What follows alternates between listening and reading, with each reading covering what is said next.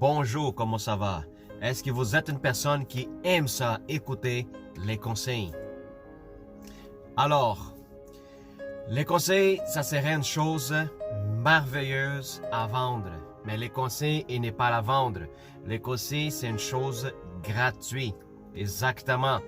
Puis, même que les conseils, c'est une chose qu'on donne gratuitement à la plupart du monde, les gens, quand même, ils aiment pas ça en apprendre. Alors, il y a beaucoup du monde, je parle la plupart des gens, ils aiment de prendre la plupart du temps une décision par sa propre tête. Même si la personne n'a aucune expérience, même si la personne n'a aucun background pour savoir comment dealer avec la situation, elle préfère aller confronter, affronter, même avec tous les risques qu'il y a là-dessus. Pourquoi? Parce qu'elle décide de ne pas chercher du conseil. Le conseil est gratuit. Les conseils, ça pourrait changer complètement la voie de la personne. Un bon conseil, il pourrait complètement aider la personne à décoller de mauvaises habitudes, de décoller dans une décision que ça pourrait coûter la vie de la personne, la famille, que ça pourrait changer une relation de couple, ça pourrait changer un business à faire. Alors, le conseil, elle est supposée d'être important de la vie de tout le monde. Alors, moi, comme je suis dans une position telle que ministre d'Évangile, je vous dis, il n'y en a pas beaucoup du monde qui demande des conseils. Ça, je vis pour l'expérience. Les gens, ils ont de la misère.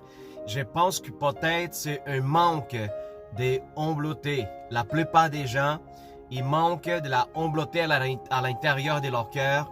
Avant de prendre des décisions, ils sont un peu honte de venir et demander des conseils. Pourquoi? Parce qu'ils donnent peut-être l'impression qu'ils sont des inexpérientes. Alors, la plupart des gens, ils pensent que c'est mieux apprendre avec les problèmes, apprendre avec la situation mauvaise, apprendre avec les échecs, qu'ils soient demander des conseils avant. Puis ça, des fois, on passe avec nos enfants. Nos enfants, ils ont toujours l'habitude de penser qu'ils savent plus que les parents. Puis ils sont souvent en train de commettre des échecs, à commettre des erreurs, parce qu'ils pensent qu'ils savent plus que les autres. Ils n'aiment pas ça prendre des conseils. Ils ne demandent pas à leurs parents par rapport à l'expérience qu'ils ont. Mais ils aiment ça foncer parce qu'ils pensent ça. Je suis jeune, je suis fort, je suis capable. Away, go. Alors, ils foncent dans les problèmes. Mais quand les problèmes sont déjà là, une chose que la plupart des gens ils pouvaient éviter en avance, c'est déjà trop tard. Maintenant, c'est trouver une solution pour essayer de résoudre les problèmes. Alors, si la personne était aussi sage, humble, capable de revenir demander conseil avant de prendre une action, ça pourrait éviter beaucoup de choses. Est-ce que vous êtes une personne humble suffisamment pour demander des conseils pour votre femme, des conseils à vos amis, des conseils à vos familles, les amis de travail, les gens qui vous avez de confiance? C'est sûr que les conseils, on ne devrait pas demander à tout le monde. Les conseils, la plupart du temps, c'est des gens qui ont la confiance. Les gens qui ont ce qui à nous autres à cœur. Les gens qui sont joyeux quand ils voient ton succès. Les gens qui sont contents quand ils voient te grandir, développer. Alors, les conseils, c'est mieux de chercher à travers des gens qui sont plus proches de toi, les gens qui soient peut-être des professionnels comme un avocat, un notaire, un médecin, des gens, dépendamment c'est quoi la situation que tu es en train de passer dans ta vie présentement. Un conseiller financier. Alors, c'est des gens qui, la plupart du temps, on devrait demander des conseils. C'est des professionnels dans leur métier. Alors, de le côté spirituel, on a les pasteurs de l'église, on a les frères et sœurs qui sont plus proches de nous autres, des gens qui sont dans la prière, les gens qui sont souvent en train d'avoir des moments d'expérience avec Dieu, des gens qui marchent dans la sainteté. Alors, c'est les sortes des gens lesquels on devrait aller chercher des conseils. On ne devrait pas demander conseil à tout le monde.